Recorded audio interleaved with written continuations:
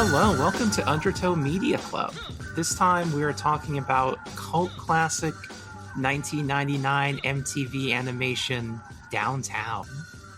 Iris, have you seen the show at all before or heard of it?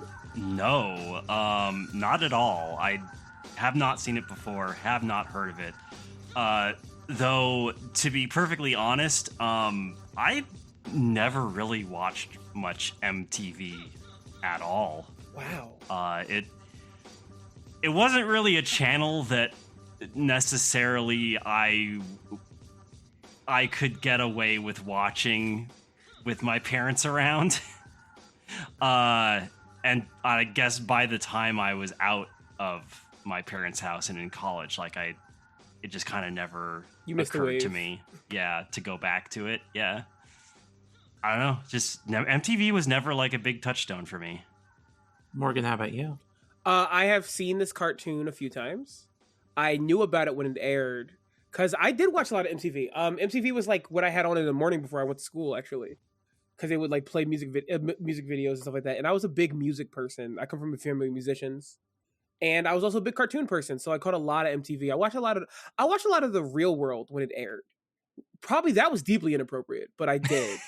So yeah, I was very aware of this. I'm also aware of it now as an adult because Downtown is maybe the most important cartoon of all time, low key.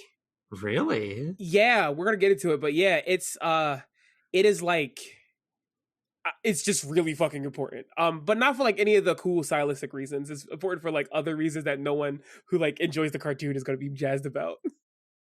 I've heard of this for the first time about a month ago because I was listening to Cartoon Buffoons, Morgan's podcast, and you were talking about the Kitty Bobo pilot, so I went and watched that on YouTube. And then someone in the comments says, if you like this, you should check out Downtown. And then I binged all of Downtown in one go because it was really, really good. And it was kind of what I was looking for of a show that reflects some of the sensibilities of Eidolon Adult, because I tried that with Mission Hill and I don't think that's quite right. Yeah.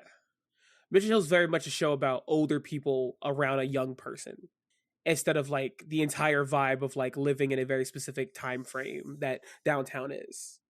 And it's still like a lot of that, like there's older people with it because like you have like that dynamic still, but Downtown really does like capture energy of like your only phone is a flip phone and you take the subway everywhere. And you're young and you're doing a lot of things and you're like an adult, air quote. Morgan, why is the show important? So, Downtown is important because one, it's MTV's Downtown, but like it's Downtown, it's like an adult cartoon that isn't made by the people who are making adult cartoons at the moment. That's like one thing. But the big thing is that it's made by Chris Pronosky, who made this show and made the whole concept. And then went on to make other shows, and then make the studio Titmouse. Do either of you know what Titmouse is? Yeah, I know the Titmouse works on a whole bunch of stuff. Almost fucking everything. Oh, wow. So, okay. Yeah, I'm looking at their output. Holy cow. Yeah, so he went from that to making Titmouse, like the studio, because he wanted to make his own studio, and he now works for every fucking body. Like, Titmouse is so big that, like, if you have a show that isn't a cartoon and you need parts of a cartoon done for it, Titmouse is probably somewhere in there. I'm talking about like Venture Bros to like normal like Scooby-Doo shit. Hell, I think like even the like animated parts of Freddy Got Fingered is done by Titmouse. Like it is maybe like the most influential studio going right now that's not like, you know, Disney and all that shit. And this is like not the start, but like this was like Chris's big work that like led to a lot of that stuff. And it's not long after this show that he did like make the studio. So it's easy to say that, yeah. And he like worked with a lot of people on this show that later go on to work on other things he made and then are in other places of the like the world of animation. I talk about like on Buffoons a lot about like the three people who like were young and made cartoons and how they've like made a family tree.